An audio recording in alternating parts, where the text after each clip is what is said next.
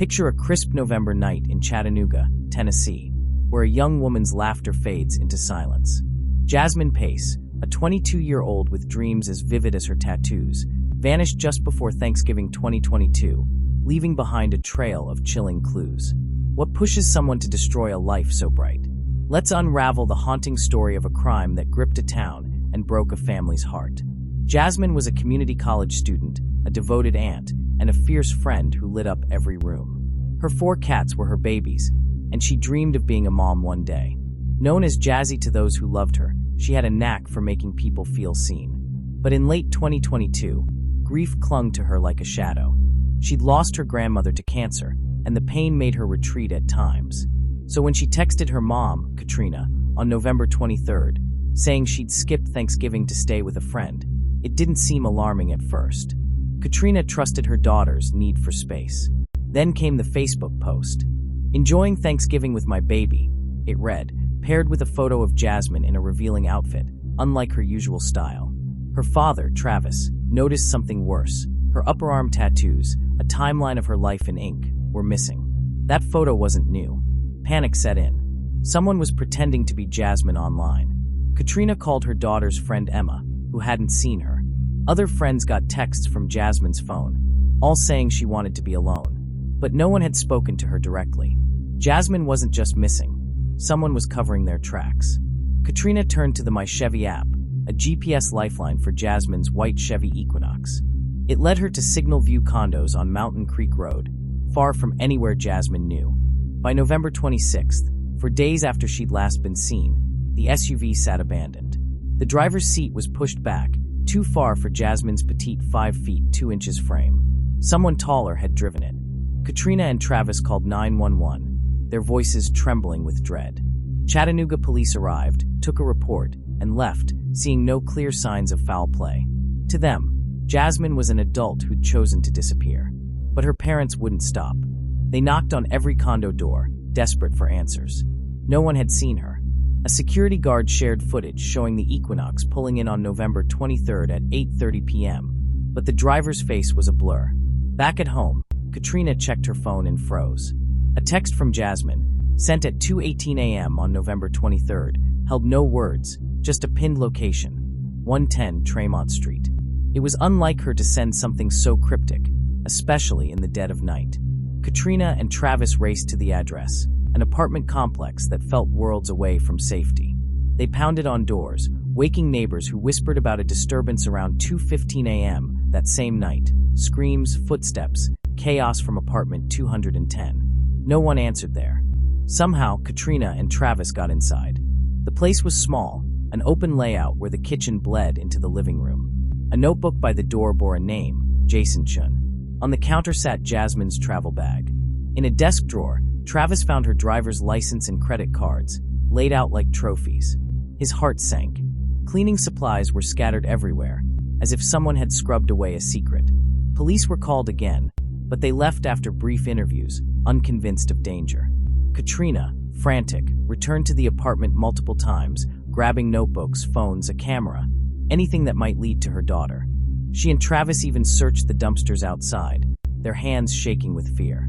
It wasn't until midnight that police returned with a warrant, and what they found turned a missing person case into a nightmare. Blood stains marred the hardwood floor, soaked the bathroom grout, and splattered the bedroom carpet.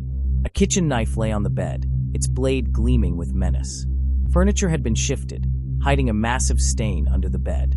Blue Star spray lit up the hallway like a horror show, revealing blood someone had tried to erase. Investigators pieced together a timeline, their stomachs churning. Security footage showed Jasmine's Equinox arriving at 110 Tremont before midnight on November 22nd. The next night, a figure in a white hoodie drove it to Signal View condos, abandoning it. A taxi brought the driver back to Jason's building. Ring cameras caught Jason Chun leaving his apartment multiple times on November 23rd, including at 8:27 p.m., minutes before the Equinox was ditched. He was a computer science student at the University of Tennessee at Chattanooga, someone Jasmine had met on Bumble. They'd dated for months, but it wasn't serious enough for her to bring him home. Katrina had never met him. Phone records told a darker story. Jasmine's last call, over an hour long, was with Jason on November 22nd. When Katrina called him, he claimed they'd only spoken briefly, his voice cold and detached. She knew he was lying. Police brushed it off, but Katrina's instincts screamed danger. Digging deeper, investigators found Jason's movements chillingly deliberate.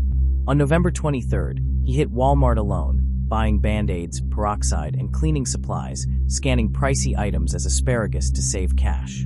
His white sneakers, caught on camera, later turned up in a dumpster alongside blue trousers. That evening, he grabbed paper towels from Walgreens, his white hoodie a beacon in grainy footage. Then, at 6 p.m. on November 23rd, cameras captured him dragging a large suitcase from his apartment to his black Toyota Camry. It looked heavy, unnatural. Investigators followed his trail to Suck Creek Road, a lonely stretch by the river. On December 1st, they found it, a suitcase half submerged, holding Jasmine's 98-pound body. She was wrapped in trash bags, shackled with flimsy handcuffs, her right arm chained to her right ankle, her left ankle to her right elbow. One chain was broken. An autopsy revealed she'd been stabbed 60 times, mostly on her upper left side, with a knife's tip lodged in her chest. She'd curled into a fetal position, unable to fight back, her left hand slashed from trying to shield herself. Jasmine's phone data painted a grim picture. It traveled with Jason to Walmart, though he shopped alone. He'd sent her texts after her death, slept like a baby, still good for dinner, using a photo from 2 years prior. He'd accessed her bank accounts, posted fake updates on her social media, even messaged a Tinder match. Guess we're dating now, while her body lay in his apartment. To friends, he casually planned Call of Duty sessions, claiming he just needed to clean up. On November 29th, police found Jason at his parents' home in Nolanville. Cuts scarred his right hand and feet, silent proof of a struggle. A search of his room uncovered a black backpack with Jasmine's SIM card hidden in a glasses case. Handwritten notes showed him crafting lies. Jasmine was a runaway. Her mom was an alcoholic. She had a restraining order against an ex. He'd prepared for the inevitable. His phone held a photo of Jasmine in his bathroom, taken the night she vanished, and screenshots of their texts, though the originals were gone. In January 2025, Jason's trial gripped Chattanooga. Imagine the courtroom buzzing, jurors leaning forward as prosecutors laid out a meticulous case. Jason's defense stunned everyone. He admitted to killing Jasmine, but claimed it was voluntary manslaughter, not murder.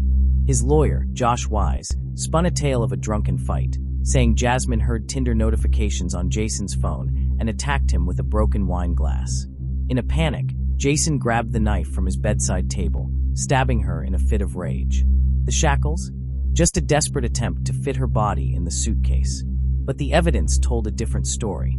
Neighbors, like Courtney Brewer, heard a woman's screams and frantic footsteps toward the door at 2:11 a.m. on November 23rd. 7 minutes later, Jasmine sent her mom that haunting location pin. She knew she was in danger. The medical examiner, Dr. Stephen Cogswell, testified she was shackled alive, stabbed in a fetal position, unable to flee. No alcohol was in her system, debunking the wine story.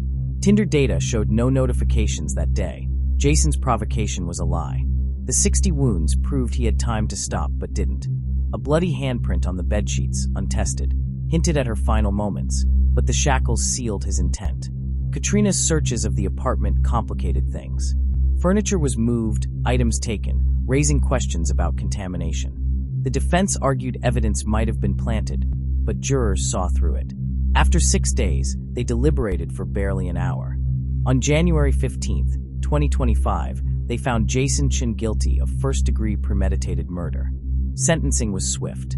Prosecutors called the crime heinous, atrocious, cruel, pointing to the torture Jasmine endured. Jurors agreed, locking Jason away for life without parole. His mother's tearful plea for mercy, calling him a good child, fell flat against the horror he'd inflicted. Jasmine's family sat in silence, their victory hollow. They'd filed a wrongful death suit against Jason's parents, accusing them of shielding him as they searched for answers. The trial fractured them. Travis and Katrina's strained relationship spilled into court, some family members walking out during his testimony. But Jasmine's memory burned bright. Her sister, Gabby, spoke of her love for her nieces, her godson, her cats. "Jazzy made you feel like you mattered," she said, her voice breaking. Friends called her brilliant, a light snuffed out too soon. Why do crimes like this haunt us? Maybe it's the betrayal. someone Jasmine trusted turned predator. FBI data says 1 in 3 murders involve someone close, a stat that chills when you picture her final moments. Or maybe it's the questions left unanswered. What snapped in Jason to make him so brutal? Court files show he planned his lies, but not why he killed. Chattanooga's true crime fans still buzz about it on X, sharing grainy clips of his arrest, debating his motives. The case hit YouTube hard, with channels dissecting every detail, feeding a genre that's grown 30% since 2024 per platform analytics.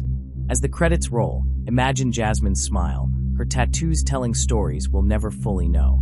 Her family fights to keep her light alive, urging us to hold loved ones close.